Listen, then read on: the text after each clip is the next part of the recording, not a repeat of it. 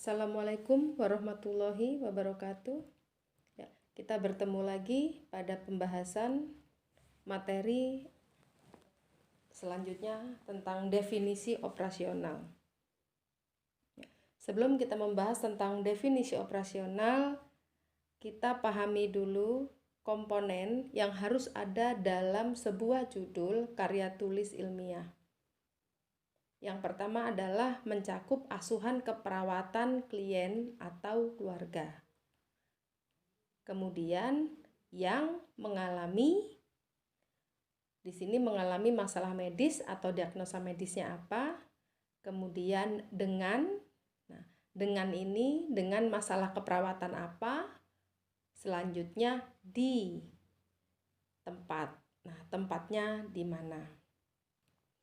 Saya akan memberikan contoh bagaimanakah judul karya tulis ilmiah pada situasi klinik. Ya, sebagai berikut, asuhan keperawatan klien yang mengalami diabetes mellitus dengan kerusakan integritas kulit di RSUD Pringsewu. Kemudian contoh pada situasi komunitas, asuhan keperawatan keluarga dengan anggota keluarga yang mengalami asma bronchial dengan gangguan bersihan jalan nafas di desa X, kecamatan Y. Kemudian contoh penerapan pada studi kasus. Sebagai berikut, penerapan terapi slow stroke back massage pada lansia yang mengalami hipertensi. Kemudian contoh penerapan juga ini bisa dilakukan pada pasien dengan gangguan jiwa, ya, terapi afirmasi positif untuk meningkatkan kemandirian klien, harga diri rendah dalam aktivitas sehari-hari di rumah sakit jiwa. Kemudian contoh telaah.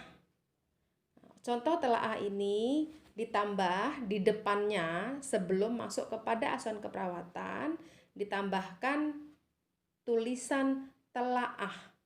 Ya, jadi telaah asuhan keperawatan keluarga dengan anggota keluarga yang mengalami asma bronchial dengan gangguan bersihan jalan napas di desa X, kecamatan Y.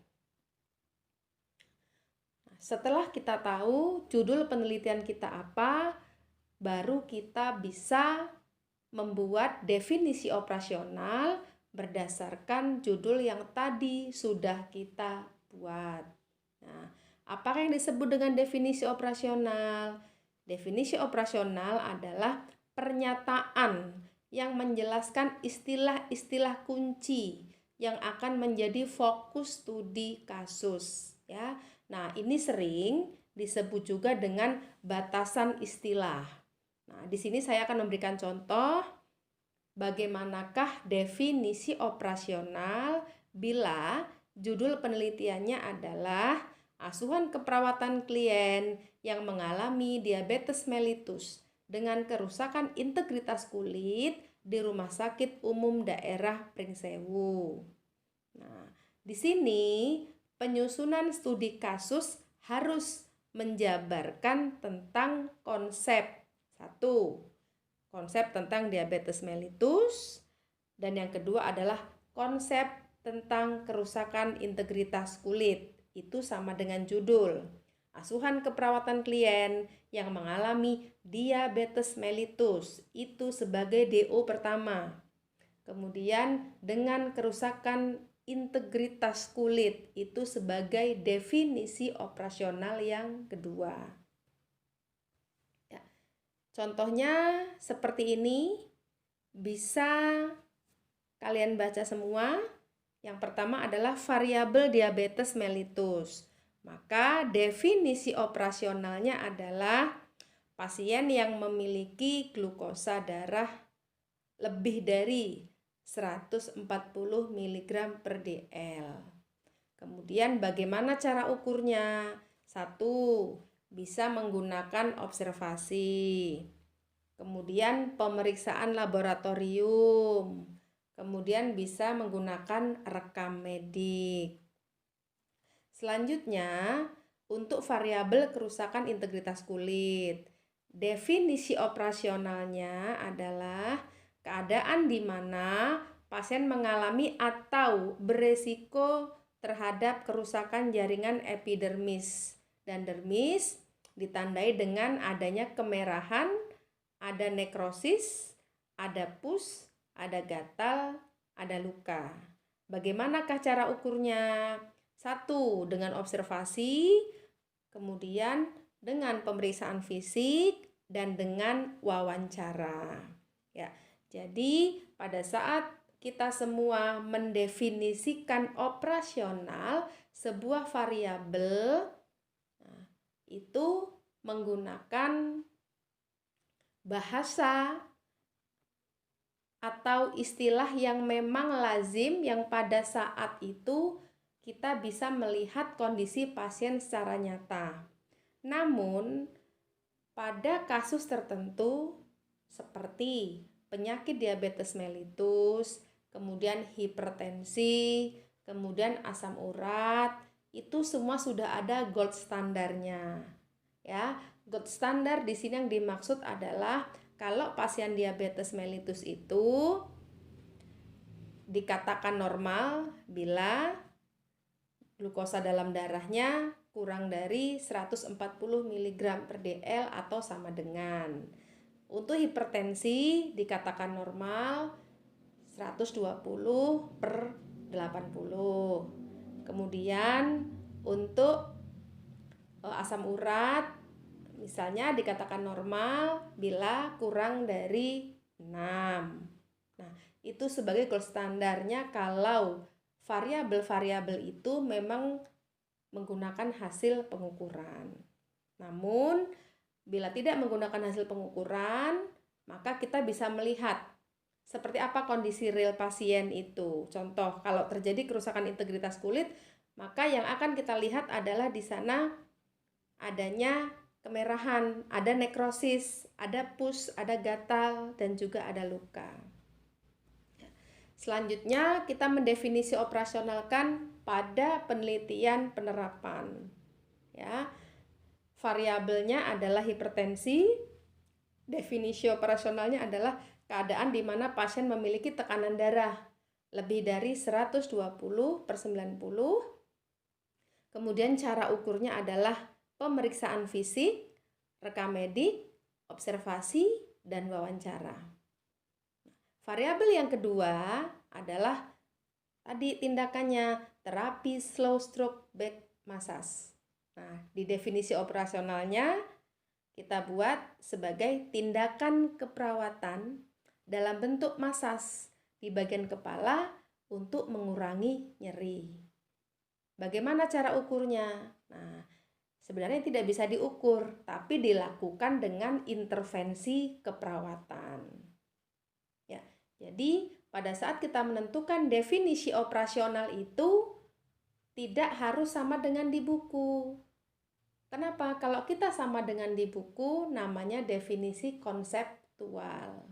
Ya, seperti itu. Ya. Kemudian, ini contoh dari definisi operasional untuk terapi afirmasi positif. Ya. Nah, di sini definisi operasional perubahan aktivitas yang terjadi pada pasien harga diri rendah setelah diberikan terapi afirmasi positif. Nah, afirmasi positifnya itu diukur berdasarkan 6 macam activity daily living, yaitu apa?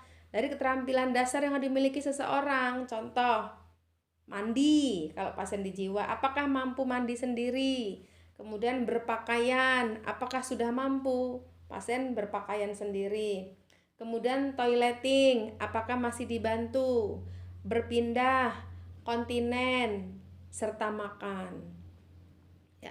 Kalau di dalam konseptualnya yang disebut dengan ADL atau aktivitas sehari-hari adalah kemampuan seseorang untuk mengurus dirinya sendiri, mulai dari bangun tidur, mandi, berpakaian, dan seterusnya sampai pergi tidur kembali, atau segala sesuatu kegiatan yang mengurus dirinya sendiri. Ya, jadi pada saat kita menentukan definisi operasional itu tergantung Satu, dari judul keperawatan apa yang kita pilih, ya. Nah, makanya kita akan bisa melihat seperti ini. Asuhan keperawatan klien yang mengalami diabetes mellitus. Kita sudah ketemu tuh bahwa definisi operasional yang pertama adalah penyakitnya, yaitu diabetes mellitus. Kemudian diagnosanya kerusakan integritas kulit. Nah, itu sudah bisa jadi sebagai definisi operasional kita yang kedua. Ya. Jadi istilah-istilah kunci ini harus jelas dan harus bisa dipahami dan dibaca oleh semua orang, sehingga tidak menimbulkan perbedaan persepsi, ya. Nah, itu harus kita bedakan antara definisi konseptual dengan definisi operasional, ya. Jadi seperti ini contoh yang sudah Ibu berikan, ya. Jadi kalian pada saat menyusun definisi operasional betul-betul ya dilihat bagaimana situasi dan kondisi pasien yang akan kita teliti besok. Minimal Anda sudah bisa membayangkan nih, kalau pasien dengan gangguan integritas kulit itu akan mengalami apa nih. Kalau pasien nyeri, maka pada saat kita mendefinisikan nyeri itu apa? Karena setiap orang ketika mengalami nyeri itu berbeda-beda, tergantung dari respon seseorang bagaimana ketika dia mengalami nyeri sebelumnya, ya. Karena kalau kita bilang nyeri, maka kemampuan seseorang terhadap nyeri itu pun bisa berdasarkan pengalaman dari nyeri sebelumnya, ya. Kita mengatakan nih, aduh saya nyerinya seperti tersayat-sayat. Nah, tetapi belum tentu orang lain mengatakan nyerinya seperti tersayat-sayat.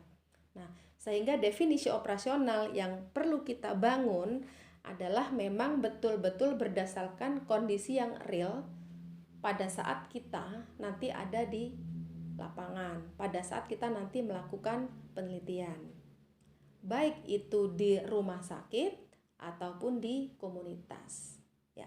Demikian untuk pembahasan materi definisi operasional. Ya, apabila ada yang belum jelas, nanti kita bisa diskusi lagi. Anda bisa bertanya saya nanti langsung via chat, ya. Terima kasih. Saya akhiri. Wassalamualaikum warahmatullahi wabarakatuh.